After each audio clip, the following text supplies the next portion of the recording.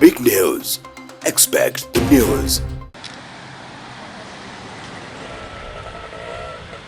කොළඹ ජාතිකරෝහලේ නියෝජ්‍ය අධ්‍යක්ෂක රුක්ෂාන් බෙල්ලන මැතිතුමාගේ රැකියාව සම්බන්ධව තියෙන ප්‍රශ්නයකට එතනදී අපි අල්ලස් කොමිසමට කරුණු පැහැදිලි කිරීමක් කරා. එතුමාලන් විසින් 2025/6/27 වෙනි දින අල්ලස්ව දූෂණ කොමිසම් සභාවට ඉදිරිපත් කරපු චෝදනාවත් සම්බන්ධව විමර්ශන මොන ආකාරයෙන්ද සිද්ධ වෙන්නේ කියන එක පහදා ගැනීම සඳහා සිවිල් ක්‍රියාකාරීන් වශයෙන් අපි මේ ප්‍රශ්නයට මැදිහත් වෙන්නේ ඇත්තටම දේශපාලන හේතුන් මත රාජ්‍ය සේවකයන් පරිගැනීමට ලක් කරනවා නම් ඒ ගැන සම්පූර්ණයෙන් අපි විරුද්ධයි. රාජ්‍ය කොමිසම් සභාවක් තියෙනවා. කොමිසම් සභාව තුලින් ඒ නිර්දේශ එන්න ඕනේ.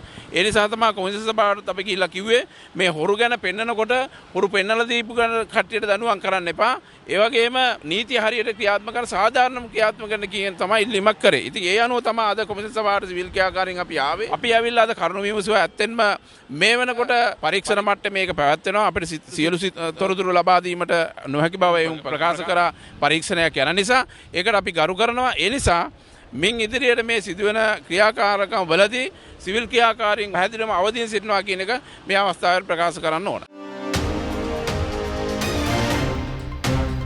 Big news. Expect the news.